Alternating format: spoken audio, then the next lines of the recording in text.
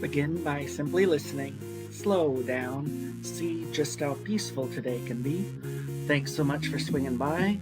You can call me your host, your obedient servant, Sebastian St. Smalls. You're killing me, Smalls. Vincent twice. You can always call me Bennett. The plan for this one is Jane Eyre, Legend of Zelda Breath of the Wild. Jane Eyre read by the San Diego Library lady.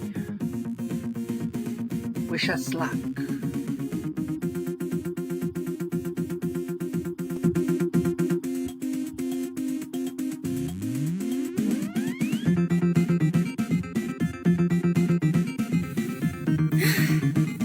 Hi everybody! I noticed this lately has been cutting me off in the beginning, so hopefully you're here already. My name is Christina Wainwright. I'm the manager of the Pacific Beach branch of the San Diego Public Library, and I'm glad to welcome you back to... Ooh.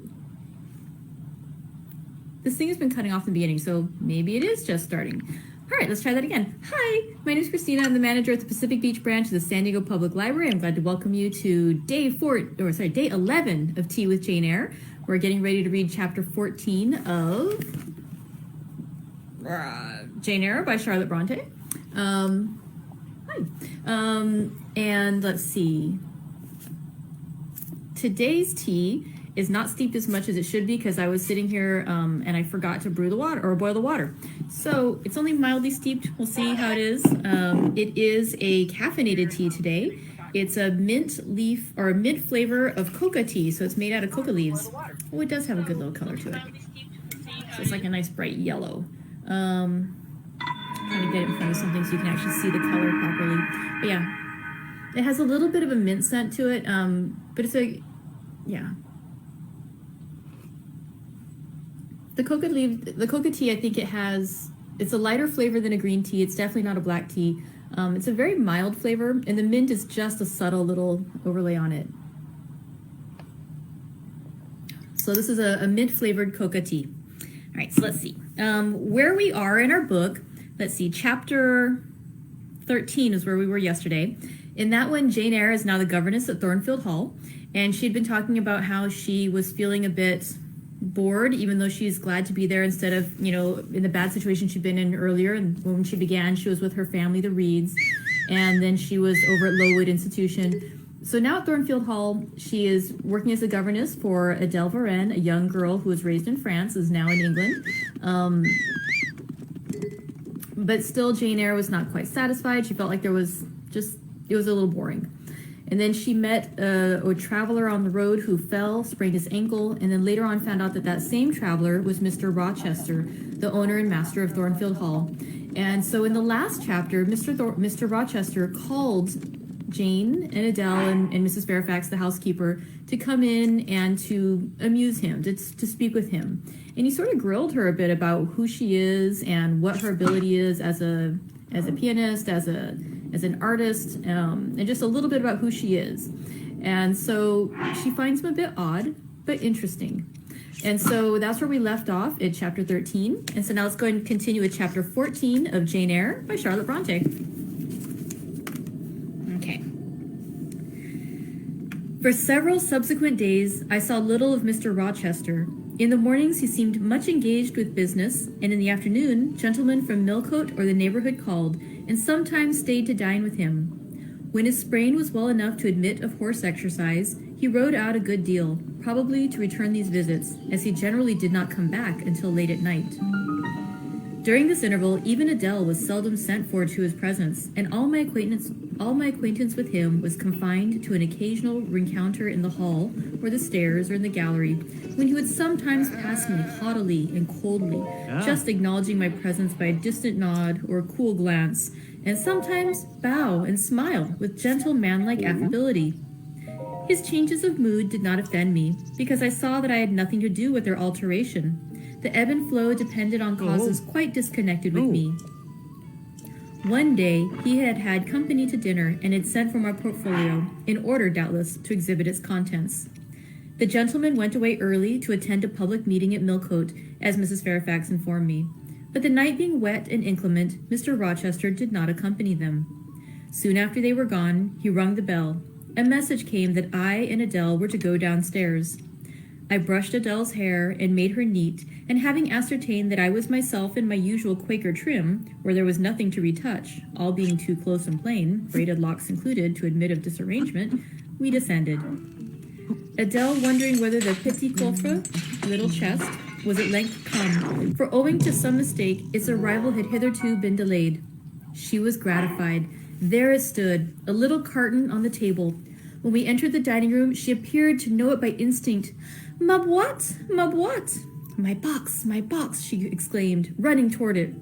Yes, there is your boîte at last. Take it into a corner, you genuine daughter of Paris, and amuse yourself with disemboweling it, said the deep and rather sarcastic voice of Mr. Rochester, proceeding from the depths of an immense easy-chair at the fireside. And mind, he continued, don't bother me with any details of the anatomical process or any notice of the condition of the entrails. Let your operation be conducted in silence. Tiens-toi tranquille, enfant. Comprends-tu? Keep quiet, child. Do you understand? Adele seemed scarcely to need the warning. She had already retired to a sofa with her treasure and was busy untying the cord which secured the lid. Having removed this impediment and lifted certain silvery envelopes of tissue paper, she merely exclaimed, "Oh ciel, que c'est beau! Oh heavens, it's so beautiful!" and then remained absorbed in ecstatic contemplation. "Is Miss Eyre there?" now demanded the master, half rising from his seat to look round to the door near which I stood. "Ah, well, come forward, be seated here." He drew a chair near his own. "I am not fond of the prattle of children," he continued, "for, old bachelor as I am, I have no pleasant associations connected with their lisp. It would be intolerable to me to pass a whole evening tete-a-tete with a brat.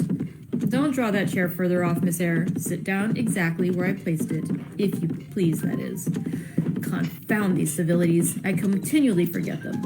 Nor do I particularly affect simple-minded old ladies. By the by, I must have mine in mind. It won't do to neglect her. She is a Fairfax, or wed to one, and blood is said to be thicker than water." He rang and dispatched an invitation to Mrs. Fairfax, who soon arrived, knitting basket in hand. "Good evening, madam. I sent to you for a charitable purpose. I have forbidden Adele to talk to me about her presents, and she is bursting with repletion. Have the goodness to serve her as auditress and interlocutress. It will be one of the most benevolent acts you ever performed." Adele, indeed, no sooner saw Mrs. Fairfax than she summoned her to her sofa, and there quickly filled her lap with the porcelain, the ivory, the waxen contents of her boîte, pouring out, meantime, explanations and raptures in such broken English as she was mistress of. "Now I have performed the part of a good host," pursued Mr. Rochester. "Put my guests into the way of amusing each other. I ought to be at liberty to attend to my own pleasure. Miss Eyre, draw your chair still a little further forward. You are yet too far back. I cannot see you without disturbing my position in this comfortable chair, which I have no mind to do." I did as I was bid, though I would much rather have remained somewhere in the shade, but Mr. Rochester had such a direct way of giving orders, it seemed a matter of course to obey him promptly. We were, as I have said, in the dining room. The lustre, which had been lighted for evening, filled the room with a festal breadth of light. The large fire was all red and clear. The purple curtains hung rich and ample before the lofty window and loftier arch. Everything was still, save the subdued chat of Adele. She dared not speak loud. And filling up each pause, the beating of winter rain against the panes. Mr. Rochester, as he sat in his damask-covered chair, looked different to what I had seen him look before. Not quite so stern, much less gloomy. There was a smile on his lips, and his eyes sparkled. Whether with wine or not, I am not sure, but I think it very probable. He was, in short, in his after-dinner mood, more expanded and genial, and also more self-indulgent than the frigid and rigid temper of the morning. Still, he looked preciously grim, cushioning his massive head against the swelling back of his chair, and receiving the light of the fire on his granite-hewn features and in his great dark eyes. For he had great dark eyes, and very fine eyes too, not without a certain change in their depths sometimes, which, if it was not softness, reminded you at least of that feeling. He had been looking 2 minutes at the fire, and I had been looking the same length of time at him, when turning suddenly, he caught my gaze fastened on his physiognomy. "You examine me, Miss Eyre," said he. "Do you think me handsome?" I should, if I had deliberated, have replied to this question by something conventionally vague and polite, but the answer somehow slipped from my tongue before I was aware. "No, sir." "Ah, by my word, there is something singular about you," said he. "You have the air of a little nonette, quaint, quiet, grave, and simple, as you sit with your hands before you and your eyes generally bent on the carpet, except, by the by, when they are directed piercingly at my face, as just now, for instance. And when one asks you a question or makes a remark to which you are obliged to reply, you rap out a round rejoinder, which, if not blunt, is at least brusque. What do you mean by it?" "Sir, I was too plain. I beg your pardon. I ought to have replied that it is not easy to give an impromptu answer to a question about appearances, that tastes differ, that beauty is of little consequence, or something of that sort." "You ought to have replied no such thing. Beauty of little consequence, indeed. And so, under pretense of softening the previous outrage, of stroking and soothing me into placidity, you stick a sly penknife under my ear. Go on. What fault do you find with me, pray? I suppose I have all my limbs and all my features like any other man?" "Mr. Rochester, allow me to disown my first answer. I intended no pointed repartee. It was only a blunder." "Just so. I think so. And you shall be answerable for it. Criticize me. Does my forehead not please you?" He lifted up the sable waves of hair which lay horizontally over his brow and showed a solid enough mass of intellectual organs, but an abrupt deficiency where the suave sign of benevolence should have risen. "Now, ma'am, am I a fool?" "Far from it, sir. You would perhaps think me rude if I inquired in return whether you are a philanthropist?" "There again! Another stick of the penknife when she pretended to pat my head. And that is because I said I did not like the society of children and old women. Low be it spoken. No, young lady, I am not a general philanthropist, but I bear a conscience,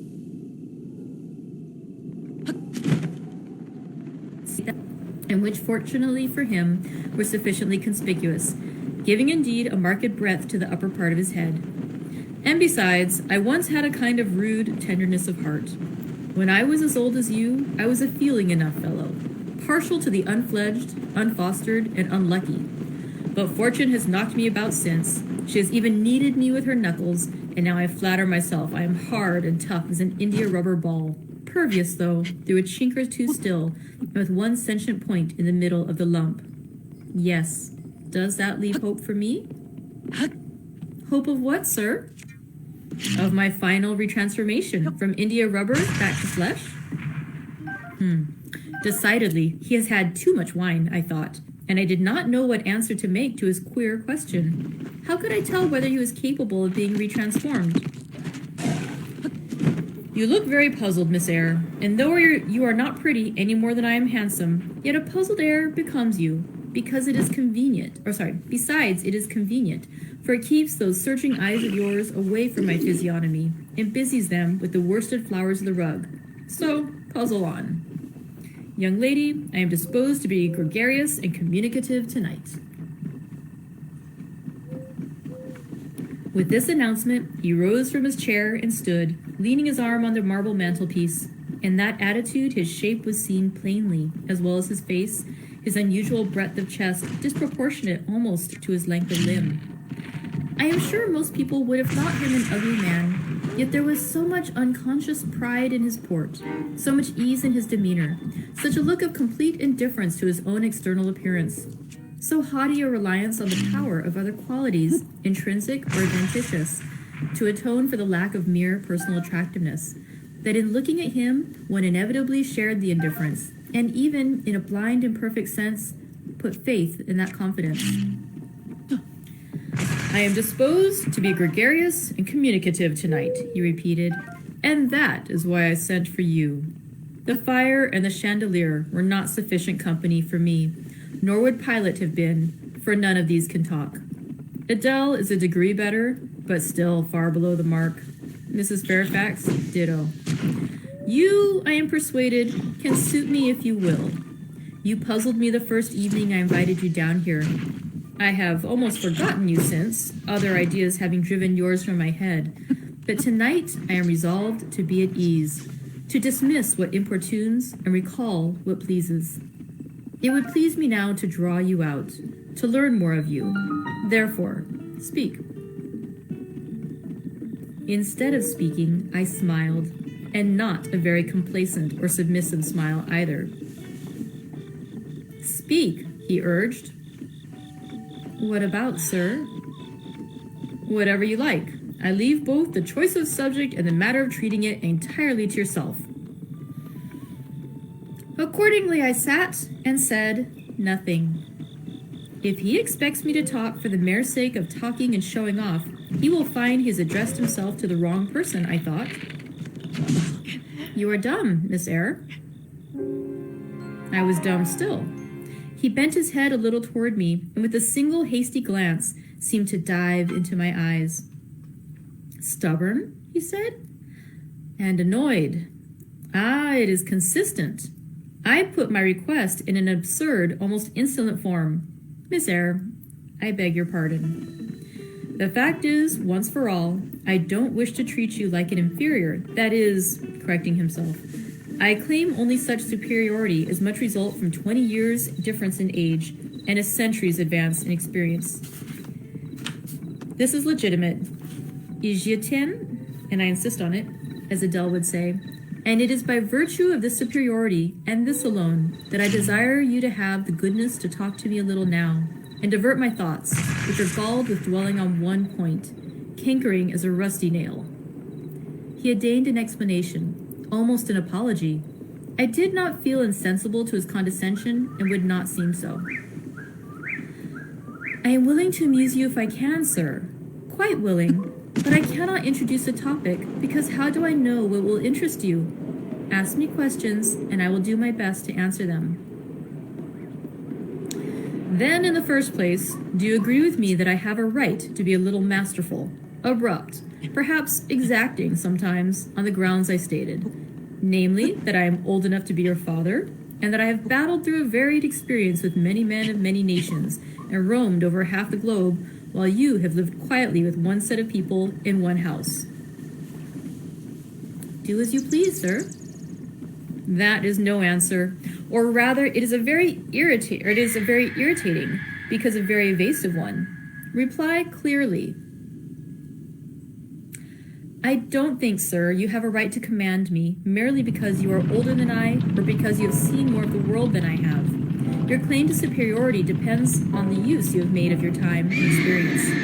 Oh, promptly spoken. But I won't allow that, seeing that it would never suit my case, as I have made an indifferent, not to say a bad, use of both advantages. Leaving superiority out of the question, then, you must still agree to receive my orders now and then without being piqued or hurt by the tone of command. Will you? I smiled. I thought to myself, Mr. Rochester is peculiar. He seems to forget that he pays me £30 per annum for receiving his orders. The smile is very well, said he, catching instantly the passing expression. But speak, too. I was thinking, sir, that very few masters would trouble themselves to inquire whether or not their paid subordinates were piqued and hurt by their orders. Paid subordinates? What? Ah, you are my paid subordinate, are you? Oh, yes, I had forgotten the salary. Well then, on that mercenary ground, will you agree to let me hector a little? Hi! No, sir, not on that ground, but on the ground that you did forget it, and that you care whether or not a dependent is comfortable in his dependency. I agree heartily. And will you consent to dispense with a great many conventional forms and phrases without thinking that the omission arises from insolence? I am sure, sir, I should never mistake informality for insolence. One I rather like, the other nothing freeborn would submit to, even for a salary. Humbug. Most things freeborn will submit to anything for a salary. Therefore, keep to yourself, and don't venture on generalities of which you are intensely ignorant. However, I mentally shake hands with you for your answer, despite its inaccuracy, and as much for the manner in which it was said as for the substance of the speech. The manner was frank and sincere. One does not often see such a manner. No, on the contrary, affectation or coldness, or stupid, coarse-minded misapprehension of one's meaning are the usual rewards of candor. Not 3 in 3,000 raw schoolgirl governesses would have answered me as you have just done. But I don't mean to flatter you. If you are cast in a different mold to the majority, it is no merit of yours. Nature did it. And then, after all, I go too fast in my conclusions. For what I yet know, you may be no better than the rest. You may have intolerable defects to counterbalance your few good points. And so may you, I thought. My eye met his as the idea crossed my mind. He seemed to read the glance, answering as if its import had been spoken as well as imagined. Yes, you are right, said he. I have plenty of faults of my own. I know it, and I don't wish to palliate them, I assure you. God wot I need not be too severe about others. I have a past existence, a series of deeds, a color of life to contemplate within my own breast, which might well call my sneers and censures from my neighbors to myself. I started, or rather, for like other defaulters, I like to lay half the blame on ill fortune in adverse circumstance, was thrust on to a wrong tack at the age of 21, and have never recovered the right course since. But I might have been very different. I might have been as good as you, wiser, almost as stainless. I envy you your peace of mind, your clean conscience, your unpolluted memory. Little girl, a memory without blot or contamination must be an exquisite treasure, an inexhaustible source of pure refreshment, is it not? How was your memory when you were 18, sir? All right then, limpid, salubrious, no gush of bilge water had turned it to fetid puddle. I was your equal at 18, quite your equal. Nature meant me to be, on the whole, a good man, Miss Eyre, one of the better end, and you see I am not so. You would say you don't see it. At least I flatter myself I read as much in your eye. Beware, by the by, which you express with that organ. I am quick at interpreting its language. Then take my word for it. I am not a villain. You are not to suppose that, not to attribute to me any such bad eminence. But owing, I verily believe, rather to circumstances than to my natural bent, I am a trite, commonplace sinner, hackneyed in all the poor, petty dissipations with which the rich and worthless try to put on life. Do you wonder that I avow this to you? Know that in the course of your future life, you will often find yourself elected the involuntary confidant of your acquaintances' secrets. People will instinctively find you out, as I have done, that it is not your forte to talk of yourself, but to listen while others talk of themselves. They will feel, too, that you listen with no malevolent scorn of their indiscretion, but with a kind of innate sympathy, not the less comforting and encouraging because it is very unobtrusive in its manifestations. How do you know? How can you guess all this, sir? I know it well. Therefore I proceed almost as freely as if I were writing my thoughts in a diary. You would say, I should have been superior to circumstances. So I should. But you see, I was not. When fate wronged me, I had not the wisdom to remain cool. I turned desperate, then I degenerated. Now, when any vicious simpleton excites my disgust by his paltry ribaldry, I cannot flatter myself that I am better than he. I am forced to confess that he and I are on a level. I wish I had stood firm. God knows I do. Dread remorse when you are tempted to err, Miss Eyre. Remorse is the poison of life. Repentance is said to be its cure, sir. It is not its cure. Reformation may be its cure, and I could reform. I have strength yet for that. But where is the use of thinking of it, hampered, burdened, cursed as I am? Besides, since happiness is irrevocably denied me, I have a right to get pleasure out of life, and I will get it, cost what it may. Then you will degenerate still more, sir. Possibly. Yet why should I, if I can get sweet, fresh pleasure? And I may get it as sweet and fresh as the wild honey the bee gathers on the moor. It will sting. It will taste bitter, sir. How do you know? You never tried it. How very serious, how very solemn you look. And you are as ignorant of the matter as this cameo head. taking one from the mantelpiece. You have no right to preach to me, you neophyte, Impressive, that I have know. not passed Very the porch of few life can achieve a and are mastery absolutely of the sky. unacquainted with its mysteries. Yet I have made an I art only remind you of creating your own updraft words, sir. That allows me You to said soar. error brought It's remorse, considered to be and you quite the pronounced remorse masterpiece of the aerial poison of techniques, existence. even among the Rito. With And who proper talks of error utilization now? of my I superior scarcely think the skills, I notion see no that flitted reason why we across my couldn't brain was an easily error. dispense with Ganon. I believe it was an Now then, inspiration my rather than a ability to explore temptation. the firmament It was is very certainly genial, of note. very soothing. I know But that. let's not Here it pardon comes me for being again. So blunt. Let's not It is forget the fact no that I am devil, the I most assure skilled you. archer of all Or the if it Rito. be, it is put on the robes of an angel Yet of light. despite these truths, I it think I seems must that I've admit been so tapped fair a to guest. merely assist you. Excuse me, I think I All must admit so because you fair a happen guest to have that when it little asks its darkness-searing entrance to my sword heart. on your back. Distrust it, sir. It is not a It's true just angel. asinine. Once more, how do you know? Unless By what think you can instinct do you prove me pretend to wrong? distinguish between a Maybe fallen we seraph should of the just settle abyss this and a one-on-one. messenger from the eternal throne? But where? Between a guide Oh, and a seducer? I know. How about up there? I judged by your countenance, sir, which was troubled when you said the suggestion had returned upon Oh, you. you must I feel sure it will pardon work me. you more misery I if you listen forgot to you it. have no way of making it up to that divine beast Not on at your all. own. It bears the most gracious message in the world. For the rest, you are not my conscience keeper, so don't make yourself uneasy. Here, come in, bonny wanderer. He said this as if he spoke to a vision, viewless to any eye but his own.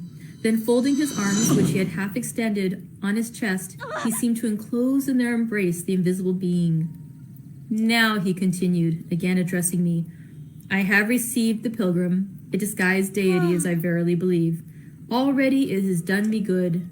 My heart was a sort of charnel, it will now be a shrine.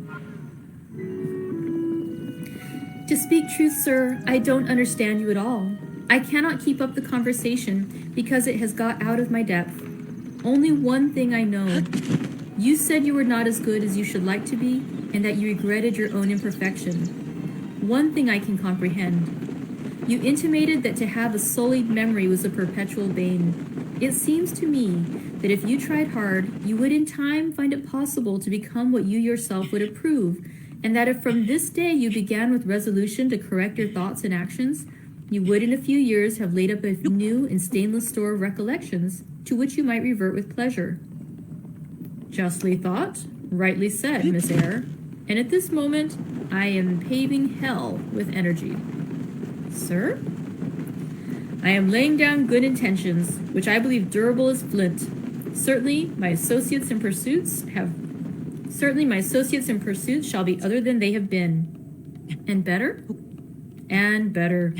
As much better as pure ore is than foul dross. You seem to doubt me. I don't doubt myself. I know what my aim is, what my motives are. And at this moment I pass a law, unalterable as that of the Medes and the Persians, that both are right. They cannot be, sir, if they require a new statute to legalize them. They are, Miss Eyre, or they absolutely require a new statute. Unheard of combinations of circumstances demand unheard of rules. That sounds a dangerous maxim, sir, because one can see at once that it is liable to abuse. Sententious sage, so it is, but I swear by my household gods not to abuse it. You are human and fallible. I am. So are you. What then? The human and fallible should not arrogate a power with which the divine and perfect alone can be safely entrusted. What power? That of saying of any strange, unsanctioned line of action, let it be right. Let it be right. The very words. You have pronounced them. May it be right then, I said as I rose, deeming it useless to continue a discourse which was all darkness to me, and besides, sensible that the character of my interlocutor was beyond my penetration, at least beyond its present reach, and feeling the uncertainty, the vague sense of insecurity which accompanies a conviction of ignorance. Where are you going? To put Adele to bed. It is past her bedtime. You are afraid of me, because I talk like a sphinx. Your language is enigmatical, sir, but though I am bewildered, I am certainly not afraid. You are afraid. Your self-love dreads a blunder. In that sense, I do feel apprehensive. I have no wish to talk nonsense. If you did, it would be in such a grave, quiet manner, I should mistake it for sense. Do you never laugh, Miss Eyre? Don't trouble yourself to answer. I see. You laugh rarely, but you can laugh very merrily. Believe me, you are not naturally austere, any more than I am naturally vicious. The low-wood constraint still clings to you somewhat, controlling your features, muffling your voice, and restricting your limbs. And you fear in the presence of a man and a brother, or father, or master, or what you will, to smile too gaily, speak too freely, or move too quickly. But in time, I think you will learn to be natural with me, as I find it impossible to be conventional with you. And then your looks and movements will have more vivacity and variety than they dare offer now. I see at intervals the glance of a curious sort of bird through the close-set bars of the cage. A vivid, restless, resolute captive is there. Were it but free, it would soar cloud high. You are still bent on going? It has struck 9, sir. Never mind. Wait a minute. Adele is not yet ready to go to bed yet. My position, Miss Eyre, with my back to the fire and my face to the room, favors observation. While talking to you, I have also occasionally watched Adele. I have my own reasons for thinking her a curious study, reasons that I may, nay, that I shall, impart to you someday. She pulled out of her box about 10 minutes ago a little pink silk frock. Rapture lit her face as she unfolded it. Coquetry runs in her blood, blends with her brains, and seasons the marrow of her bones. Il fait que je essaie, cried she, et à l'instant même. I must try it on, and right away. And she rushed out of the room. She is now with Sophie, undergoing a robing process. In a few minutes she will re-enter, and I know what I shall see. A miniature of Céline Varenne, as she used to appear on the boards at the rising of... But never mind that. However, my tenderest feelings are about to receive a shock, such is my presentiment. Stay now, to see whether it will be realized. Ere long, Adele's little foot was heard tripping across the hall. She entered, transformed as her guardian had predicted. A dress of rose-colored satin, very short, and as full as the skirt, and as full in the skirt as it could be gathered. A dress of rose-colored satin, very short, and as full in the skirt as it could be gathered, replaced the brown frock she had previously worn. A wreath of rosebuds circled her forehead, and her feet were dressed in silk stockings and small white satin sandals. Est-ce que ma robe va bien? Cried she, bounding forward. Et mes souliers? Et mes bas? Ah, tenez, je crois que je veux danser. Is my dress all right? And my shoes? And my stockings? Wait, I believe I am going to dance. And spreading out her dress, she saussayed across the room, till having reached Mr. Rochester, she wheeled lightly round before him on tiptoe, then dropped on one knee at his feet, exclaiming, Monsieur, je vous remercie mille fois de votre bonté. Then rising, she added, C'est comme cela que maman faisait, n'est-ce pas, monsieur? Thank you so much, sir, for your kindness. Mamma used to do it just like that, didn't she? Precisely, was the answer. And comme cela, like that, she charmed my English gold out of my British breeches pocket. I have been green too, Miss Eyre. Aye, grass green. Not a more vernal tint freshens you now than once freshened me. My spring is gone, however, but it has left me that little French floweret on my hands, which in some moods I would fain be rid of. Not valuing now the root whence it sprung, having found that it was of a sort which nothing but gold dust could manure, I have but half a liking to the blossom, especially when it looks so artificial as just now. I keep it and rear it rather on the Roman Catholic principle of expiating numerous sins, great or small, by one good work. I'll explain all this someday. Good night. And that concludes Chapter 14 of Jane Eyre by Charlotte Bronte. Thank you very much for coming today. I hope you've enjoyed our chapter. I hope you've enjoyed your tea or what other refreshment you had for the day. And I'll see you again tomorrow for Chapter 15 of Jane Eyre. Take care.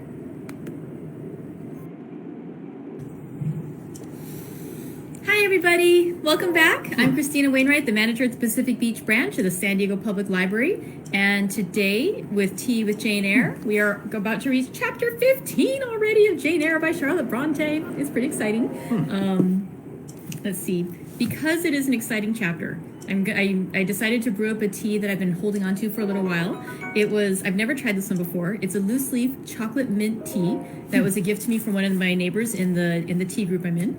And it was actually grown by one of the other tea ladies, her mom, Emily, or Emily's mom has a farm where she grows tea. And so this is a chocolate mint loose leaf tea. It's been steeping only for a couple of minutes. I'm hoping it'll get a little bit, I got a little light behind it. For me, it looks kind of a light pale green. When I'm looking at it on the screen, it looks almost clear, which is kind of sad. But I'll go ahead and do the press on it. Hopefully it'll keep steeping for a little while longer. I'm just gonna pour a little bit out in my cup, but as soon as I opened up the bag and poured it into the French press, the scent of the chocolate and the mint was so intense. It was really good. And so, I actually had a coworker nearby too, and I'm like, smell this, it's so good.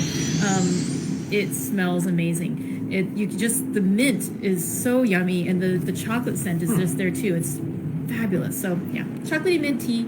Again, I'm hoping it'll steep a little longer, so I'm just going to pour it a little bit so we can start our story, and then we'll pour it a bit more later on as it goes on. But yeah, just a little bit. Oh my God, it smells so good.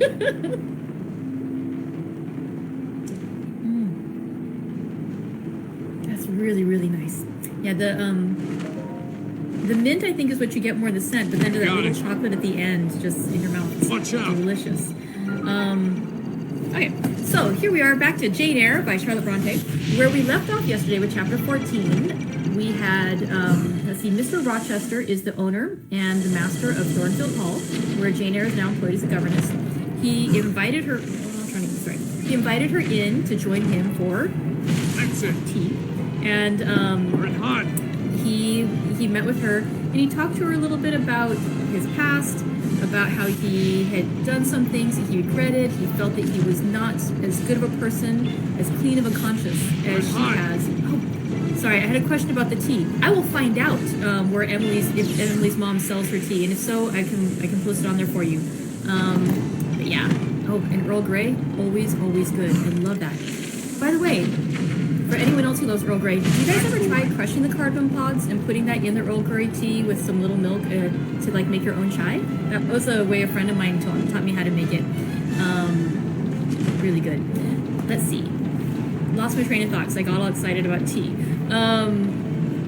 Mr. Rochester was talking to Jane about how his conscience wasn't as clear as it had been when he was a youth. Like, he's about 20 years her senior, and he was saying how she has this clean aspect to her, not just, you can just see it in her spirit, and he is not that he was a better person when he was younger, but things happened and he regrets what he did and who he's become, but he feels like there's a way to change, and he wants to make his own rules. And she is sort of saying, you can't just make your own rules, you need to do the right thing, what society says is right. He's like, no, I can make my own rules, I deserve to do it. So again, keep this in mind, it's going to come back later on.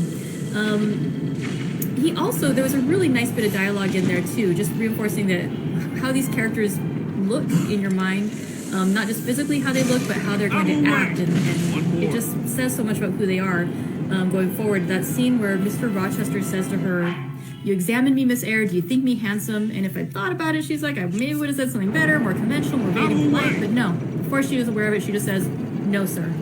And that sparks a whole big dialogue there too. And I love that little bit there because it just says so much about not just physically who they are, that she's this quiet-looking little thing that just shares her truth, but that he's also this kind of imposing, scary-looking man that has this dialogue with her, that wants to have this conversation with her, that can't resist having this conversation with her. So, let's go into chapter 15. At the end of chapter 14, he had alluded to a present that he had given to Adele, the little French girl that is his ward, that she is the governess for, or whom she is the governess for. And he mentions how he had known her mother, and that maybe someday he would tell Jane Eyre the story of Celine Varenne, the mother of Adele. So let's go ahead and start on chapter 15 of Jane Eyre by Charlotte Bronte, and enjoy your tea, enjoy your beverages while you're enjoying the story. Well done, Link. That thing is Or history. do whatever work you're doing, gardening, whatever you're doing while you're listening. But yeah, let's go into chapter 15. This is a really good one. Whew. Not that they're not all great, but this is a really good one. Okay. Chapter 15. Mr. Rochester did, on a future occasion, explain it. It was one afternoon when he chanced to meet me and Adele in the grounds, and while she played with Pilot and her shuttlecock, he asked me to walk up and down a long beach avenue within sight of her. He then said that she was the daughter of a French opera dancer, Céline Varenne, toward whom he had once cherished what he called a grand passion. Looks like Great I got passion. hit pretty good back there. This passion Céline had professed to return think I with need to even get back to the superior fight, please. ardor. He thought himself her I just idol, hope that ugly as he I can make was. it back. He believed, as he You'll said, get down to that she middle. preferred his taille d'athlète. Good luck. Ah, that's really hard to say. Taille It's all you. d'athlète? Athletic build. To the elegance of the Apollo Belvedere. And so, Miss Eyre, as much was I flattered by this preference of the Gallic sylph for her British gnome, that I installed her in a hotel, gave her a complete establishment of servants, a carriage, cashmeres, diamonds, dentelles, etc. In short, I began the process of ruining myself in the received style, like any other spoony. I had not, it seems, the originality to chalk out a new road to shame and destruction, but trod the old track with stupid exactness, not to deviate an inch from the beaten center.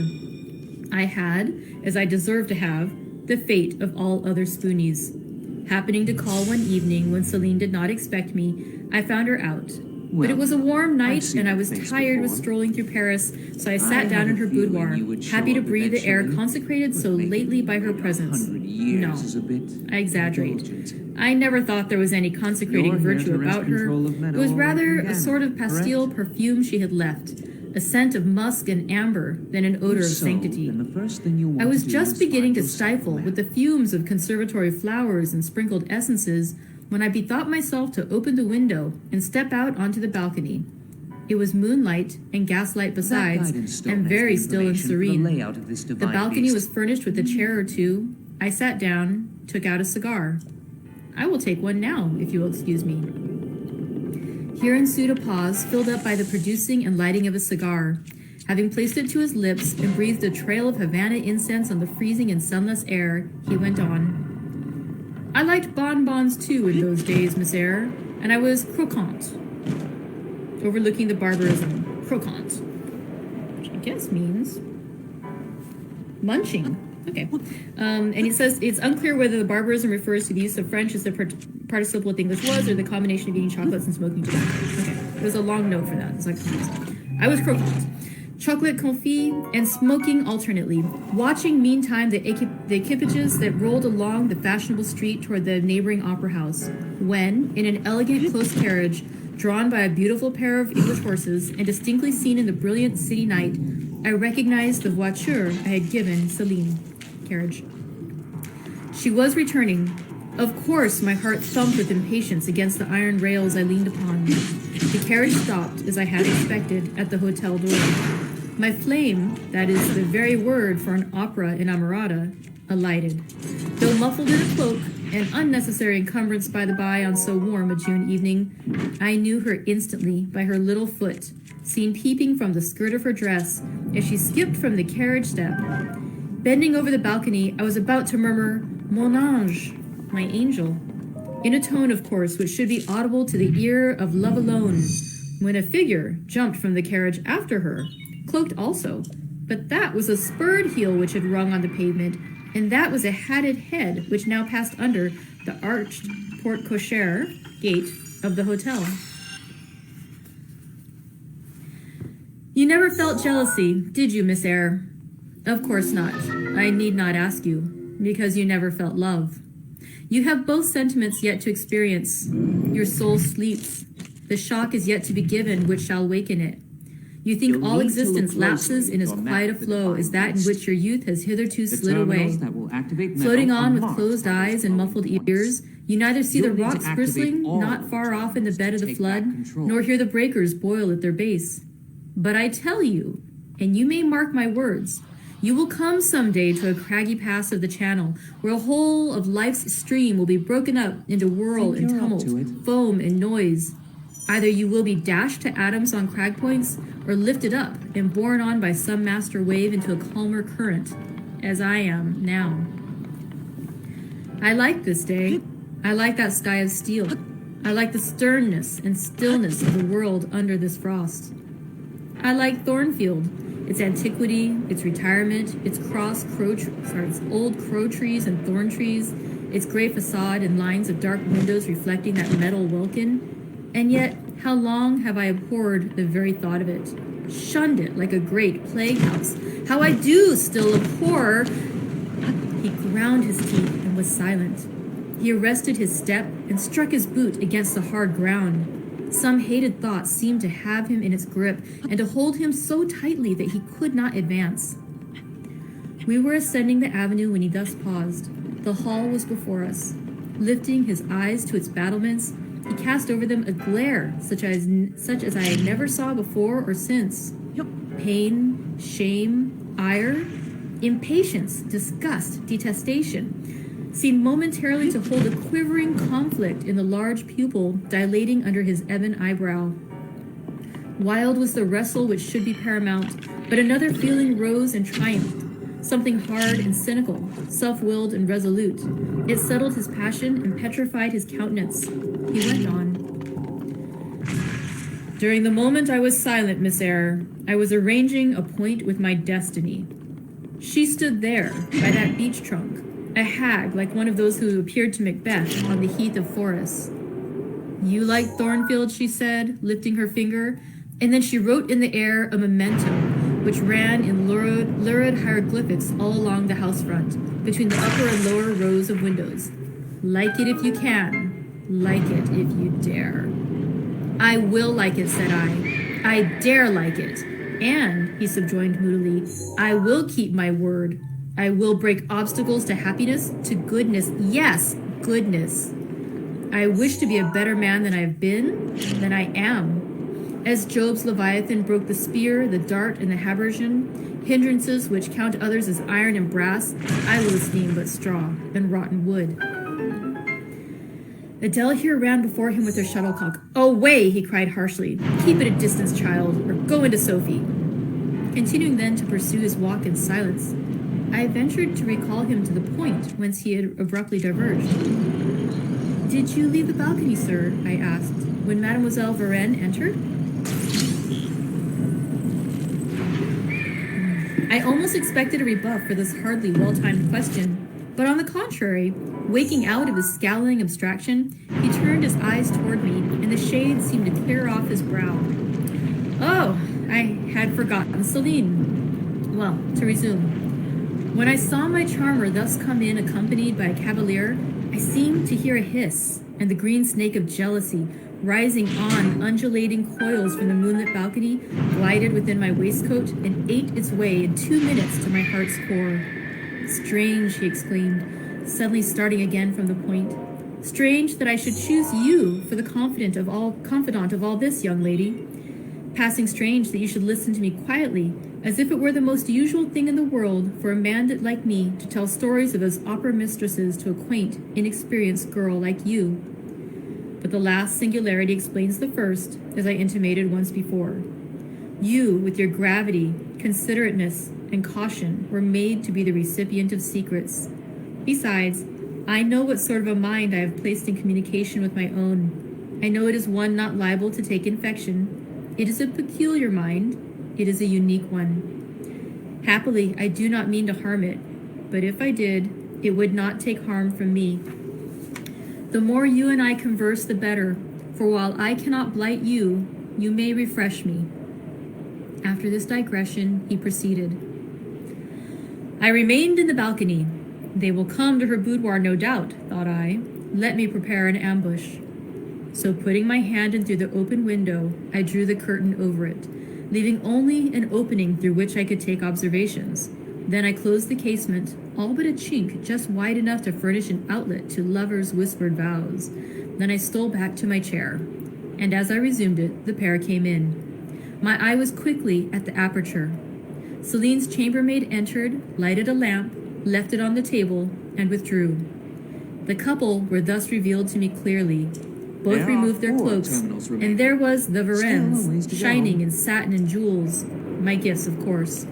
And there was her companion in an officer's uniform, and I knew him for a young roué of a vicomte, roué of rake, a brainless and vicious youth whom I had sometimes met in society and had never thought of hating because I despised him so absolutely.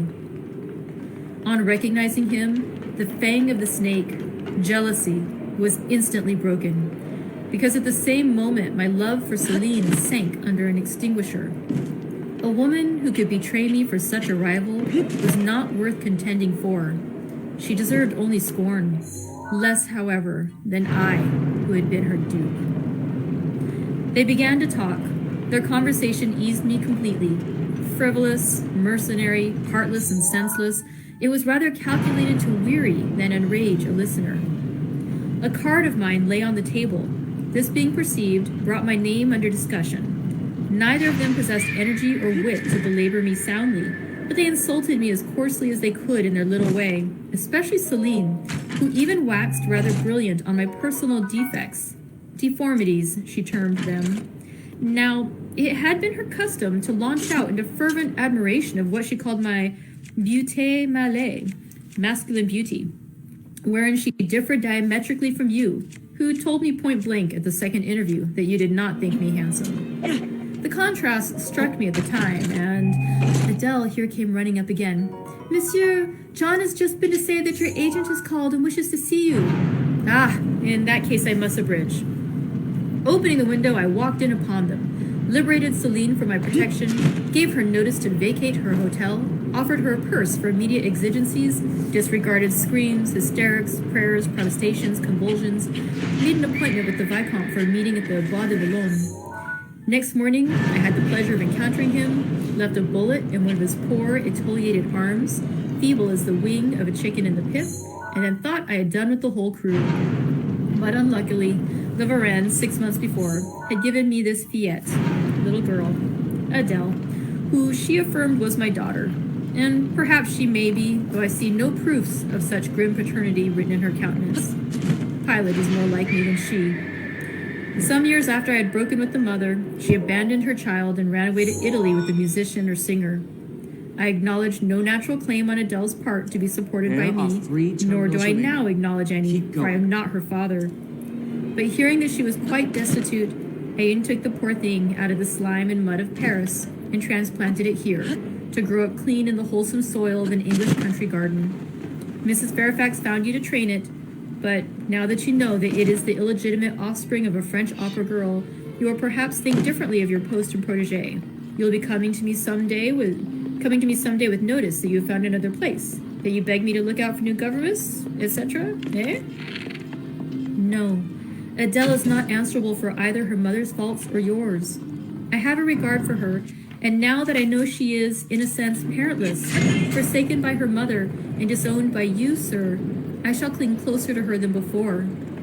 How could I possibly prefer the spoiled pet of a wealthy family who would hate her governess as a nuisance to a lonely little orphan who leans toward her as a friend? Oh, that is the light in which you view it. Well, I must go in now, and you too. It darkens. But I stayed out a few minutes longer with Adele and Pilot, ran a race with her, and played a game of battledore and shuttlecock.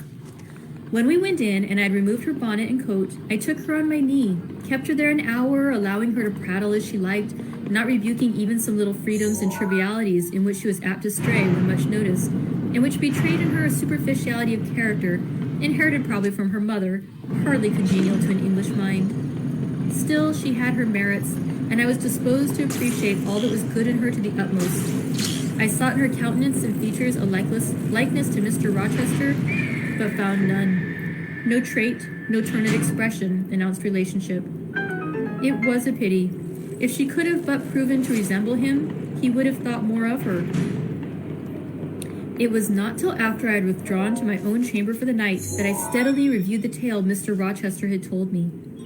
As he had said, there was probably nothing at all extraordinary in the substance of the narrative itself. A wealthy Englishman's passion for a French dancer and her treachery to him were everyday matters enough, no doubt, in society. But there was something decidedly strange in the paroxysm of emotion which had suddenly seized him when he was in the act of expressing the present contentment of his mood, and his newly revived pleasure in the old hall and its environs. I meditated wonderingly on this incident, but gradually quitting it, as I found it for the present inexplicable, I turned to the consideration of my master's manner to myself. The confidence he had thought fit to repose in me seemed a tribute to my discretion. I regarded and accepted it as such. His deportment had now for some weeks been more uniform toward me than at first. I never seemed in his way. He did not take fits of chilling hauteur. When he met me unexpectedly, the encounter seemed welcome. He was always a word and sometimes a smile for me. When summoned by formal invitation to his presence, I was honored by a cordiality of reception that made me feel I really possessed the power to amuse him, and that these evening conferences were sought as much for his pleasure as for my benefit. I indeed talked comparatively little, but I heard him talk with relish. It was his nature to be communicative. He liked to open to a mind unacquainted with the world glimpses of the scenes and ways. I do not mean its corrupt scenes and wicked ways, but such as derive their interest from the great scale on which they were acted, the strange novelty by which they were characterized. And I had a keen delight in receiving the new ideas he offered, in imagining the new pictures he portrayed, and following him in thought through the new regions he disclosed, never startled or troubled by one noxious illusion. The ease of his manner freed me from painful restraint. The friendly frankness, as correct as cordial, with which he treated me, drew me to him. I felt at times as if he were my relation rather than my master. Yet he was imperious sometimes still, but I did not mind that. I saw it was his way. So happy, so gratified did I become with this new interest added to life, that I ceased to pine after kindred. My thin crescent destiny seemed to enlarge. The blanks of existence were filled up. My bodily health improved. I gathered flesh and strength.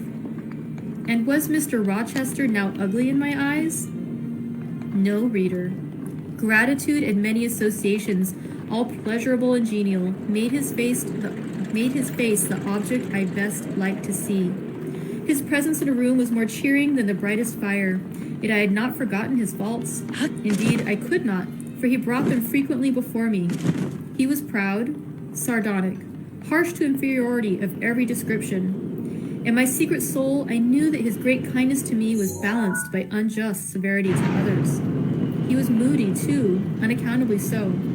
I more than once, when sent for to read to him, found him sitting in his library alone with his head bent on his folded arms, and when he looked up, a morose, almost a malignant scowl blackened his features. But I believe that his moodiness, his harshness, and his former faults of morality, I say former, for now he seemed corrected of them, had their source in some cruel cross of fate.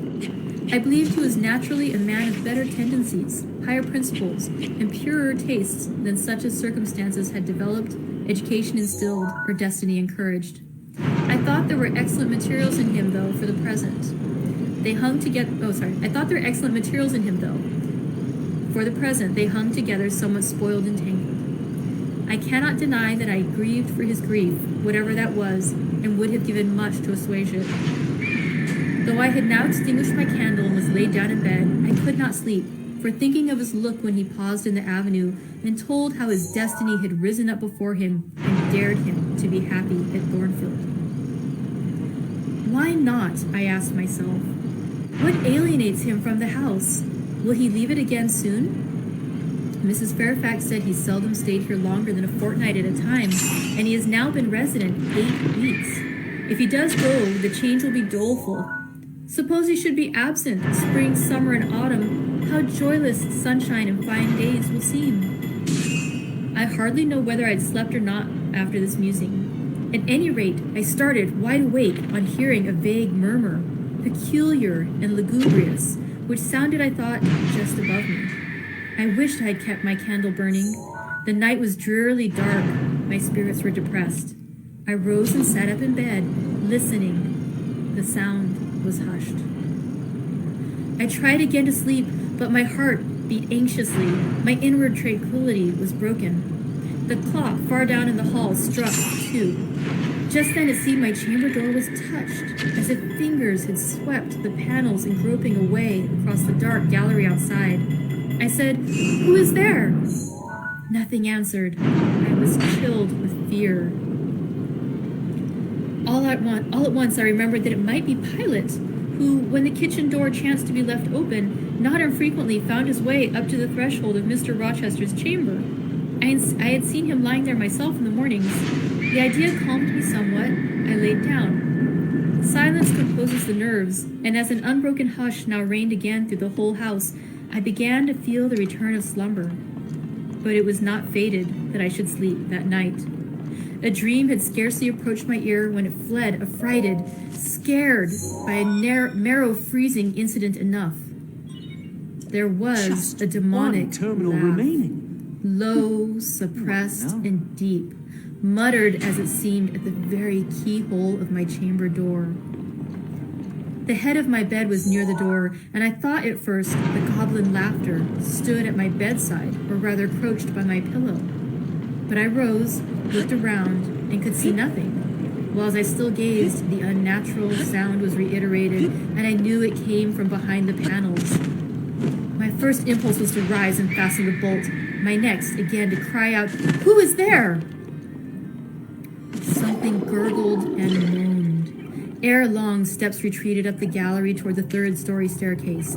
The door had lately been made to shut in that staircase. I heard it open and close, and all was still. Was that Grace Poole? And is she possessed with a devil? Thought I. Impossible now to remain longer by myself. I must go to Mrs. Fairfax. I hurried on my frock and a shawl. I withdrew the bolt and opened the door with a trembling hand. There was a candle burning just outside, left on the matting in the gallery. I was surprised at this circumstance, but still more was I amazed to perceive the air quite dim, as if filled with smoke. And while looking to the right hand and left to find hence these blue wreaths issued, I became further aware of a strong smell of burning. Something creaked. It was a door ajar, and that door was Mr. Rochester's, and the smoke rushed in a cloud from thence. I thought no more of Mrs. Fairfax. I thought no more of Grace Poole or the laugh. In an instant I was within the chamber. Tongues of flame darted round the bed. The curtains were on fire. In the midst of blaze and vapor, Mr. Rochester lay stretched motionless in deep sleep. "Wake! Wake!" I cried. I shook him, but he only murmured in turn. The smoke had stupefied him. Not a moment could be lost. The very sheets were kindling. I rushed to his basin and ewer. Fortunately, one was wide and the other deep, and both were filled with water. I heaved them up, deluged the bed and its occupant, flew back to my own room, brought my own water jug, baptized the couch afresh, and by God's aid succeeded in extinguishing the flames which were devouring it. The hiss of the quenched element, the breakage of a pitcher which I had flung from my hand when I had emptied it, and above all the splash of the shower bath I had liberally bestowed, roused Mr. Rochester at last. Though it was now dark, I knew he was awake, because I heard him fulminating strange anathemas at finding himself in a pool of water. "Is there a flood?" he cried. "No, sir," I answered, "but there has been a fire. Get up, do, you are quenched now. I will fetch you a candle." "In the names of all the elves in Christendom, is that Jane Eyre?" he demanded. "What have you done with me, witch, sorceress? Who is in the room beside you? Have you plotted to drown me?" "I will fetch you a candle, sir, and in heaven's name get up. Somebody has plotted something. You cannot too soon find out who and what it is." "There, I am up now, but at your peril you fetch a candle yet. Wait 2 minutes till I get into some dry garments, if any dry there be. Yes, here's my dressing gown. Now, run." I did run. I brought the candle which still remained in the gallery. He took it from my hand, held it up, and surveyed the bed, all blackened and scorched, the sheets drenched, the carpet round, swimming in water. "What is it? And who did it?" he asked. I briefly related to him what had transpired, the strange laugh I had heard in the gallery, the step ascending to the third story, the smoke, the smell of fire which had conducted me to his room, in which state I had found matters there, and how I had deluged him with all the water I could lay hands on. He listened very gravely. His face as I went on expressed more concern than astonishment. He did not immediately speak when I had concluded. Shall I call Mrs. Fairfax, I asked. Mrs. Fairfax? No, what the deuce would you call her for? What can she do? Let her sleep unmolested. Then I will fetch Leah and wake John and his wife. Not at all. Just be still. You have a shawl on. If you are not warm enough, you may take my cloak yonder, wrap it about you, and sit down in the armchair. There, I will put it on. Now, place your feet on the stool to keep them out of the wet. I am going to leave you a few minutes. I shall take the candle. Remain where you are till I return. Be as still as a mouse. I must pay a visit to the third story. Don't move, remember, or call anyone. He went. I watched the light withdraw. He passed up the gallery very softly, unclosed the staircase door with as little noise as possible, shut it after him, and the last ray vanished. I was left in total darkness. I listened for some noise but heard nothing. A very long time elapsed. I grew weary. It was cold in spite of the cloak, and then I did not see the use of staying as I was not to rouse the house. I was on the point of risking Mr. Rochester's displeasure by disobeying his orders when the light once more gleamed dimly on the gallery wall, and I heard his unshod feet tread the matting. I hope it is he, thought I, and not something worse. Well? He re-entered, pale and very gloomy. I have found it all out, said he, setting his candle down on the washstand. It is as I thought. How, sir? He made no reply, but stood with his arms folded, looking on the ground. At the end of a few minutes, he inquired, in rather a peculiar tone, I forgot whether you said you saw anything when you opened your chamber door. No, sir, only the candlestick on the ground. But you heard an odd laugh. You have heard that laugh before, I should think, or something like it? Yes, sir. There is a woman who sews here called Grace Poole. She laughs in that way. She is a singular person. Just so. Grace Poole. You have guessed it. She is, as you say, singular. Very. Well, I shall reflect on the subject. Meantime, I am glad that you are the only person, besides myself, acquainted with the precise details of tonight's incident. You are no talking fool. Say nothing about it. I will account for this state of affairs, pointing to the bed. And now, return to your room. I shall do very well on the sofa in the library for the rest of the night. It is near 4. In 2 hours, the servants will be up. Good night then, sir, said I, departing. He seemed surprised, very inconsistently so, as he had just told me to go. What? He exclaimed. Are you quitting me already? And in that way? You said I might go, sir. But not without taking leave. Not without a word or two of acknowledgement and goodwill. Not, in short, in that brief, dry fashion. Why, you have saved my life, snatched me from a horrible and excruciating death, and you walk past me as if we were mutual strangers. At least shake hands. He held out his hand. I gave him mine. He took it first in one, then in both his own. You have saved my life. I have a pleasure in owing you so immense a debt. I cannot say more. Nothing else that has being would have been tolerable to me in the character of creditor for such an obligation. But you, it is different. I feel your benefits no burden, Jane. He paused, gazed at me.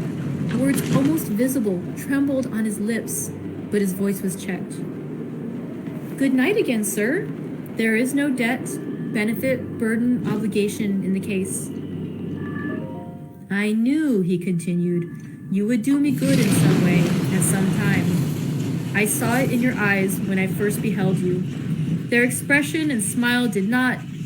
Again he stopped. Did not, he proceeded hastily, strike delight in my very inmost heart so for nothing. People talk of natural sympathies. I have heard of good Janie. There are grains of truth in the wildest fable. My cherished preserver, good night. Strange energy was in his voice, strange fire in his look. I am glad I happened to be awake, I said, and then I was going.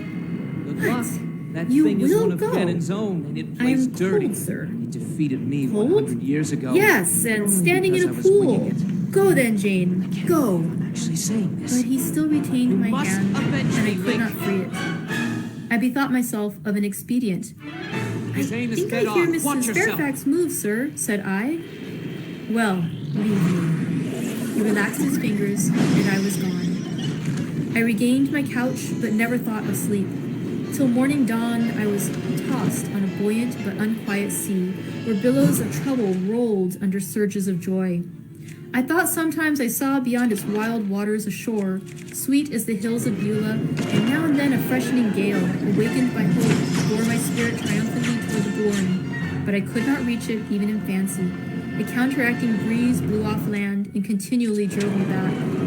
Sense would resist delirium, judgment would warn passion. Too feverish to rest, I rose as soon as day dawned.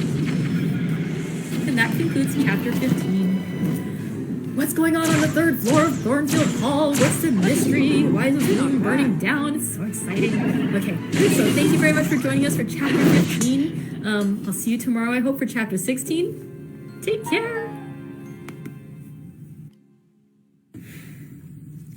Hi, everybody. Welcome back.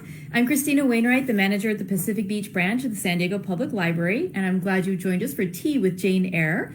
We are doing our daily read aloud. Today we're on day 13, and we are already at chapter 16 of Jane Eyre by Charlotte Bronte.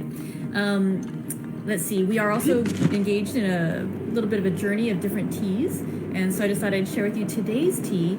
I'm not going to lie, I'm on my second pot because I made a batch earlier today and it was so good. And what I realized, I'm going to go and push this up a little higher. I'm going to set this up. Actually, I'm going to set it on the box. So what's actually fun about this one, I realized with the French press, usually I just press it down. Oh, hey, Jan. Usually I just push it down, but isn't it kind of fun when you pull the plunger up too and you get to see all the little tea bits like floating around inside? I just thought it was kind of fun. It's a really pretty tea. So this one is a blood orange loose leaf tea. It's by Cafe Virtuoso. If you want to order any, I've had some folks asking where to get the teas. This one I just picked it up at the Olive Bakery here in Mission Beach, which is just south of Pacific Beach in San Diego. And it doesn't list the ingredients, but I can see chunks of the peel, and to me it looks, well, I think there's little flower bits and other plants, but I have no idea what it is, but it is delicious. So let's go ahead and pour out. You can see it has a really lovely, almost ruby color. It's a really nice one. I had one glass with sweetener. I added some sugar to it, and I had the rest without. The sweetener does make it takes off a little bit of the tart from the orange, but I like it plain too. It's a really flavorful, nice tea. Very good. His aim is dead on. Watch yourself. Ooh, very nice. Sorry, I'm seeing what you guys are drinking too. If you guys want to comment below, I always think that's fun. I love to get ideas from each other. Ooh, speaking of ideas from each other, if you'd like to share what you're reading this weekend, either what you've just finished or what you're starting or what you're in the middle of, I always think it's nice to have recommendations, especially since we're not going to be reading Jane Eyre together for the next couple of days. And so it's just fun to have something else to read if you're interested in trying something different. For myself, I'm still working on Becoming by Michelle Obama. I've got a couple hours left in the audio that I'm listening to, and so I'm excited to see what happens. All right, so let's go into chapter 16 of Jane Eyre. We'll start by reviewing a little bit what happened in the last chapter. If you were watching yesterday's thing, you know I was giddily excited about all the things that were happening in chapter 15. There's three things that are really exciting, I think, that happened in the last chapter. First, we see Rochester sharing with Jane Eyre the story of what had happened with his mistress, Celine Varenne, the mother of Adele. And so we're getting a really honest story from him that he wouldn't normally share with a young, innocent girl like Jane Eyre. And he acknowledges this himself, that it's kind of an odd story to tell her, but he feels like he can trust her. The second thing is, after that conversation, when she goes back to her room, we see Jane reflecting on the growing trust that she has with Mr. Rochester. And even though just in the last chapter, when he had asked her point blank, do you find me handsome? And she had said, no, sir. No hesitation on that one. Now she poses the question to herself, I'll see exactly how she said it, because I love how she writes. And was Mr. Rochester now ugly in my eyes? No, reader. And so now he was his face was the object I best liked to see.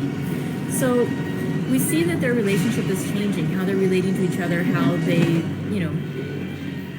how they think of each other. And so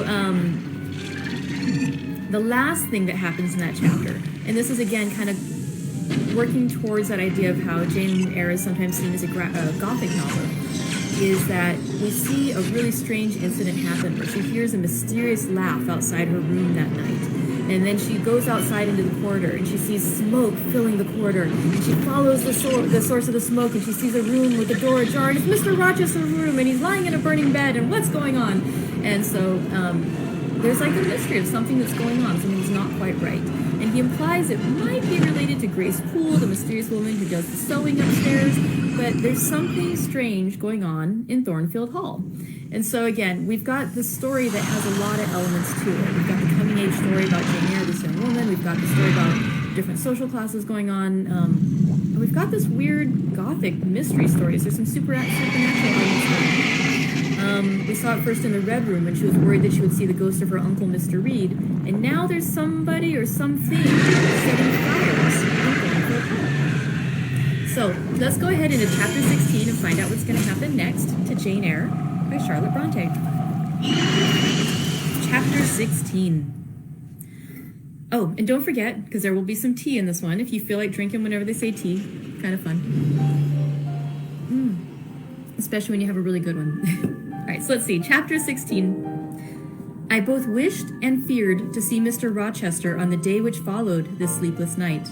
I wanted to hear his voice again, yet feared to meet his eye. During the early part of the morning, I momentarily expected his coming. He was not in the frequent habit of entering the schoolroom, but he did step in for a few minutes sometimes, and I had the impression that he was sure to visit it that day. But the morning passed just as usual. Nothing happened to interrupt the quiet course of Adele's studies. Only, soon after breakfast, I heard some bustle in the neighborhood of Mr. Rochester's chamber. Mrs. Fairfax's voice and Leah's and the cook's, that is, John's wife, and even John's own gruff tones. There were exclamations of, "What a mercy master was not burned in his bed!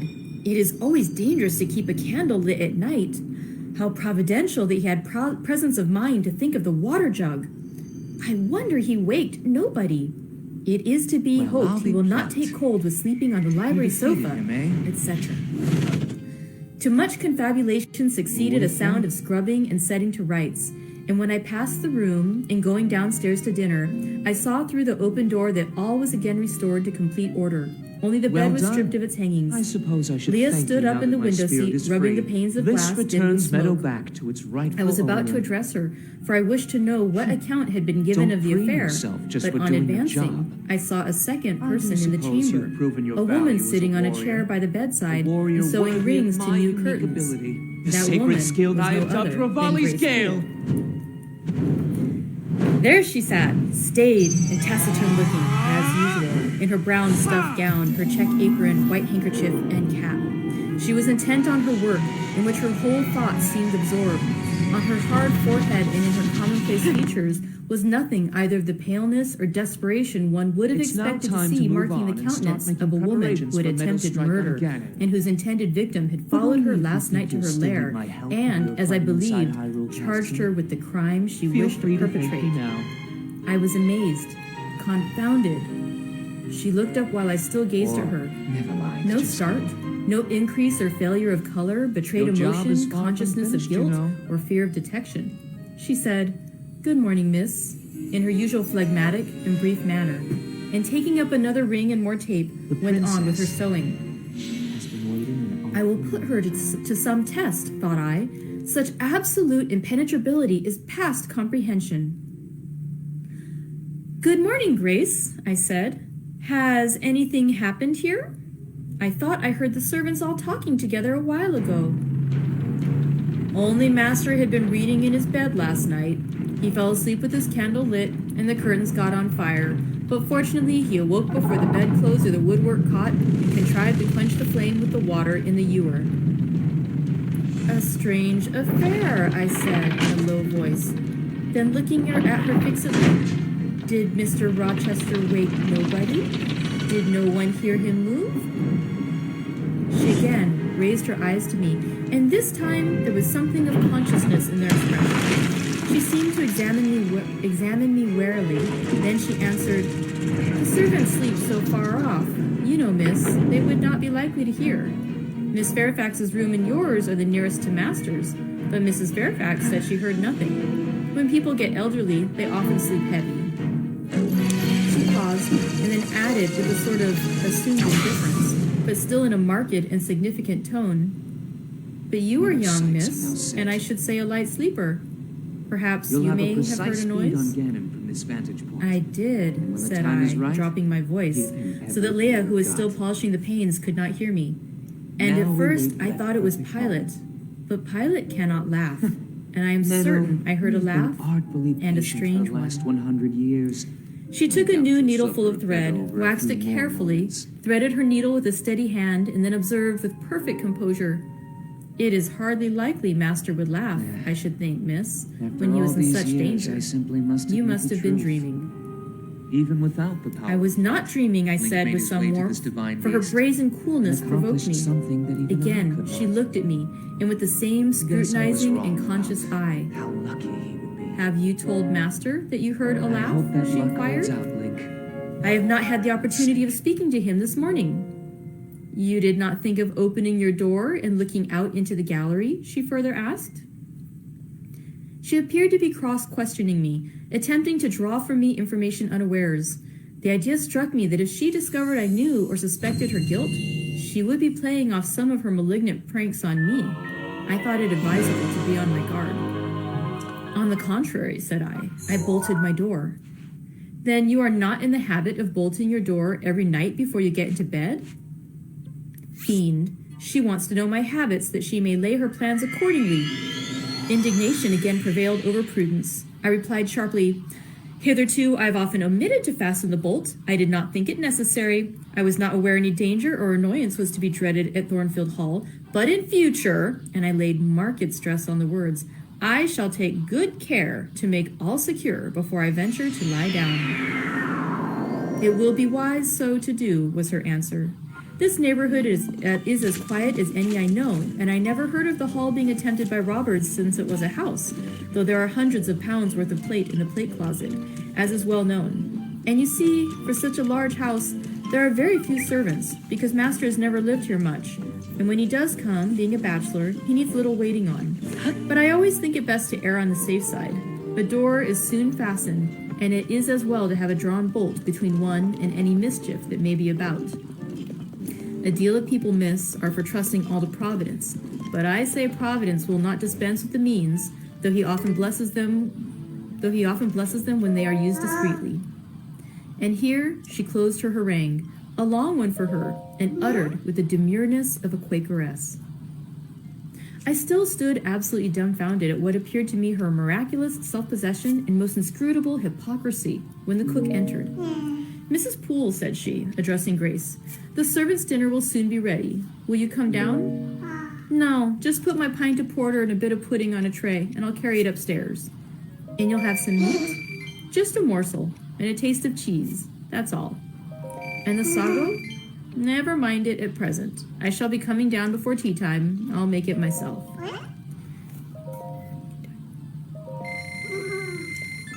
The cook here turned to me, saying that Mrs. Fairfax was waiting for me, so I departed.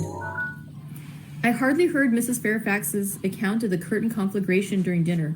So much was I occupied in puzzling my brains over the enigmatical character of Grace Poole, and still more in pondering the question of her position at Thornfield, in questioning why she had not been given into custody that morning, or at the very least dismissed from her master's service. He had almost as much as declared his conviction of her criminality last night. What mysterious cause withheld him from accusing her? Why had he enjoined me to secrecy? It was strange.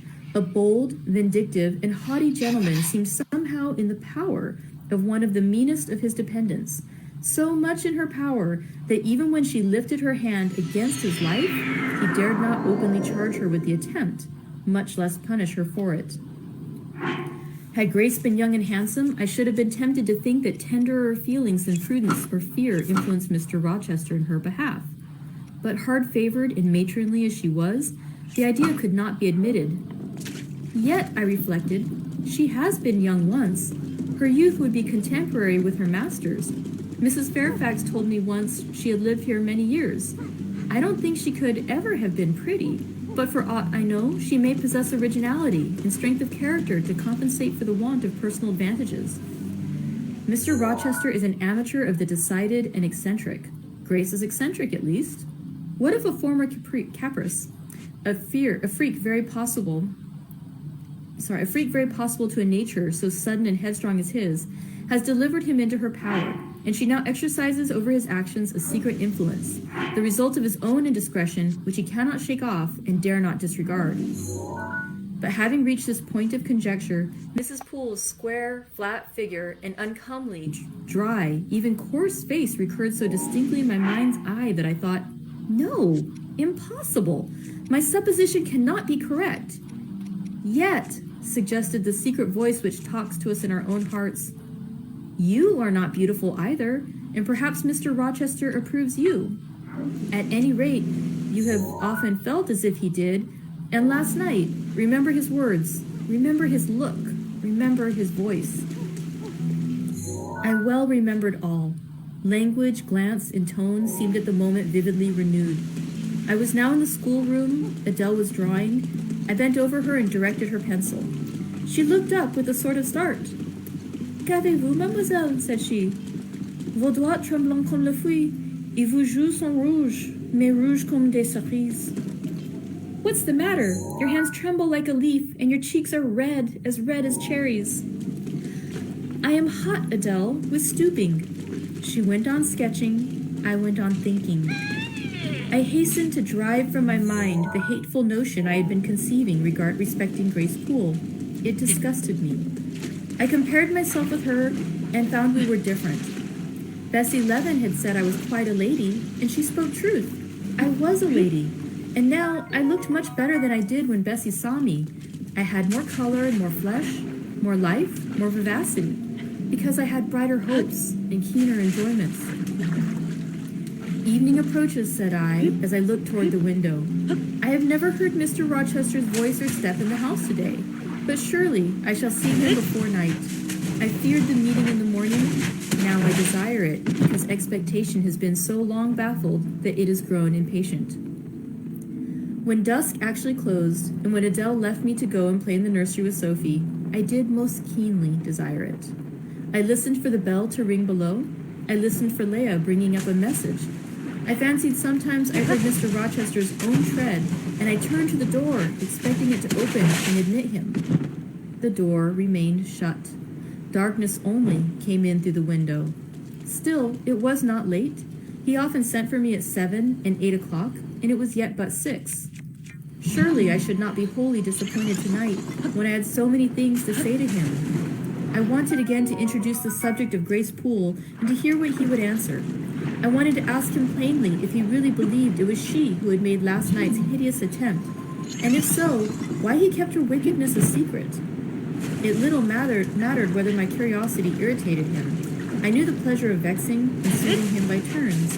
It was one I chiefly delighted in, and a sure instinct always prevented me from going too far. Beyond the verge of provocation, I never ventured. On the extreme brink, I liked well to try my skill. Retaining every minute form of respect, every propriety of my station, I could still meet him in argument without fear or uneasy restraint. This suited both him and me. A tread creaked on the stairs at last. Leah made her appearance, but it was only to intimate that tea was ready in Mrs. Fairfax's room. Thither I repaired, glad at least to go downstairs, for that brought me, I imagined, nearer to Mr. Rochester's presence. "You must want your tea," said the good lady, as I joined her. "You ate so little at dinner. I am afraid," she continued, "you are not well today. You look flushed and feverish." "Oh, quite well. I never felt better." "Then you must prove it by evincing a good appetite. Will you fill the teapot while I knit off this needle?" Having completed her task, she rose to draw down the blind, which she had hitherto kept up by way, I suppose, of making the most of daylight, though dusk was now fast deepening into total obscurity. "It is fair tonight," said she, as she looked through the panes, "though not starlight. Mr. Rochester has, on the whole, had a favorable day for his journey." "Journey? Is Mr. Rochester gone anywhere? I did not know he was out. Oh, he set off the moment he had breakfasted. He has gone to the Lees, Mr. Eshton's place, 10 miles on the other side of Millcote. I believe there was quite a party assembled there. Lord Ingram, Sir George Lynn, Colonel Dent, and others. Do you expect him back tonight? No, nor tomorrow either. I should think he is very likely to stay a week or more. When these fine, fashionable people get together, they are so surrounded by elegance and gaiety, so well provided with all that can please and entertain, they are in no hurry to separate. Gentlemen especially are often in request on such occasions, and Mr. Rochester is so talented and so lively in society that I believe he's a general favorite. The ladies are very fond of him, though you would not think his appearance calculated to recommend him particularly in their eyes. But I suppose his acquirements and abilities, perhaps his wealth and good blood, make amends for any little fault of look. Are there ladies at the Lees? There are Mrs. Eshton and her 3 daughters, very elegant young ladies indeed. And there are the Honorable Blanche and Mary Ingram, most beautiful women, I suppose. Indeed, I have seen Blanche 6 or 7 years since, when she was a girl of 18.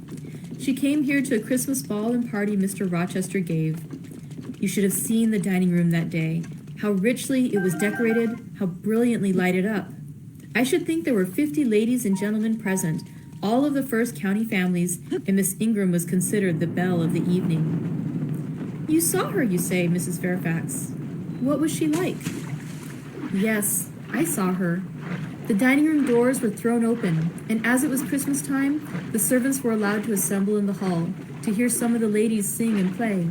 Mr. Rochester would have me to come in, and I sat down in a quiet corner and watched them. I never saw a more splendid scene.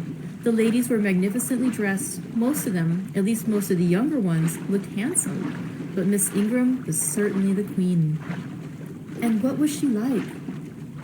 Tall, fine bust, sloping shoulders, long, graceful neck, olive complexion, dark and clear, noble features, eyes rather like Mr. Rochester's, large and black and as brilliant as her jewels. And then she had such a fine head of hair, raven black, and so becomingly arranged, a crown of thick plaits behind, and in front the longest, the glossiest curls I ever saw. She was dressed in pure white. An amber-colored scarf was passed over her shoulder and across her breast, tied at the side, and descending in long, fringed ends below her knee. She wore an amber-colored flower, too, in her hair. It contrasted well with the jetty mass of her curls. She was greatly admired, of course? Yes, indeed, and not only for her beauty, but for her accomplishments. She was one of the ladies who sang. A gentleman accompanied her on the piano. She and Mr. Rochester sung a duet. Mr. Rochester! I was not aware he could sing. Oh, he has a fine bass voice and an excellent taste for music. And Miss Ingram? What sort of a voice had she? A very rich and powerful one. She sang delightfully. It was a treat to listen to her, and she played afterwards. I am no judge of music, but Mr. Rochester is, and I heard him say her execution was remarkably good. And this beautiful and accomplished lady is not yet married? It appears not. I fancy neither she nor her sister have very large fortunes. Old Lord Ingram's estates were chiefly entailed, and the eldest son came in for everything almost. But I wonder no wealthy nobleman or gentleman has taken a fancy to her. Mr. Rochester, for instance. He is rich, is he not? Oh, yes. But you see, there is a considerable difference in age. Mr. Rochester is near 40. She is but 25. What of that? More unequal matches are made every day. True, yet I should scarcely fancy Mr. Rochester would entertain an idea of the sort. But you eat nothing. You have scarcely tasted since you began tea. No, I am too thirsty to eat. Will you let me have another cup? I was again about to revert to the probability of a union between Mr. Rochester and the beautiful Blanche, but Adele came in, and the conversation was turned into another channel. When once more alone, I reviewed the information I had got, looked into my heart, examined its thoughts and feelings, and endeavored to bring back with a strict hand such as had been straying through imagination's boundless and trackless waste into the safe fold of common sense. Arraigned at my own bar, memory having given her evidence of the hopes, wishes, sentiments I had been cherishing since last night, of the general state of mind in which I had indulged for nearly a fortnight past, reason having come forward and told in her own quiet way a plain, unvarnished tale showing how I had rejected the real and rabidly devoured the ideal, I pronounced judgment to this effect: that a greater fool than Jane Eyre had never breathed the breath of life, that a more fantastic idiot had never surfeited herself on sweet lies and swallowed poison as if it were nectar. You, I said, a favorite with Mr. Rochester, you, gifted with the power of pleasing him, you, of importance to him in any way, go, your folly sickens me, and you have derived pleasure from occasional tokens shown preference, equivocal tokens shown by a gentleman of family and a man of the world to a dependent and a novice. How dared you, poor stupid dupe? Could not even self-interest make you wiser? You repeated to yourself this morning the brief scene of last night? Cover your face and be ashamed. He said something in praise of your eyes, did he?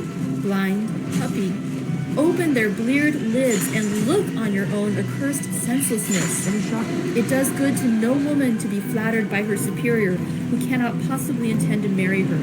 And it is madness in all women to let a secret love kindle within them, which, if unreturned and unknown, must devour the life that feeds it, and, if discovered and responded to, must lead ignis fatuus like, illusory, into miry wilds, hence there is no extrication. Listen then, Jane Eyre, to your sentence. Tomorrow, place the glass before you, and draw in chalk your own picture, faithfully, without softening one defect. Omit no harsh line, smooth away no displeasing irregularity. Write under it, portrait of a governess, disconnected, poor, and plain. Afterward, take a piece of smooth ivory.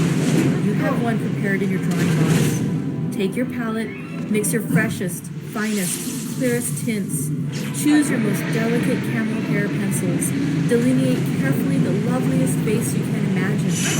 Paint it in your softest shades and sweetest hues according to the description given by Mrs. Fairfax of Blanche Ingram. Remember the raven ringlets, the oriental eye. What? You revert to Mr. Rochester's as a model? Order. No snivel, no sentiment, no regret. I will endure only sense and resolution. Recall the august yet harmonious lineaments, the Grecian neck and bust. Let the round and dazzling arm be visible in the delicate hand. Omit neither diamond ring nor gold bracelet. Portray faithfully the attire, aerial lace and glistening satin, graceful scarf and golden rose. Call it Blanche, an accomplished lady of rank. Whenever in future you should chance to fancy Mr. Rochester thinks well of you, take out those two portraits and compare them. Say, Mr. Rochester might probably win that noble lady's love if he chose to strive for it.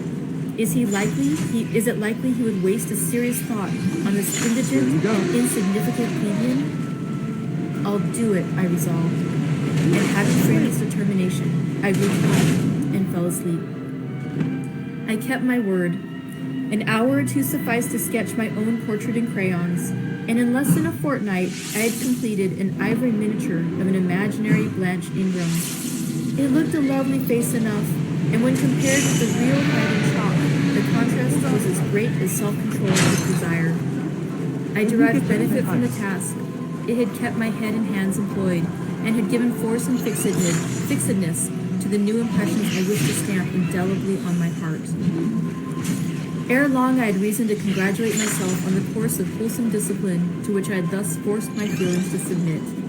Thanks to it, I was able to meet subsequent occurrences with a decent calm, which, had they found me unprepared, I should probably have been unequal to maintain even externally. And that concludes chapter 16 of Jane Eyre by Charlotte Bronte. Okay, so she's admitted she has feelings for Mr. Rochester, and she's also just told herself what a fool she is for ever having them. So she's ready to face what happens next. We'll see what happens next week when we start with chapter 17 of Jane Eyre. Thank you for joining me. Again, I hope you have a wonderful, wonderful weekend. And let us know. Share with the others what you're reading, and that way we can all get some good ideas from each other. I hope you have a wonderful weekend. Take care and enjoy some good tea. Bye. Hi, everybody. Welcome back. I'm Christina Wainwright, the manager of the Pacific Beach branch of the San Diego Public Library. That was a really fun one. Thanks so much for swinging by. Begin by simply listening. Slow down. See just how peaceful today can be. That was a fun one. Catch you guys on the flip side.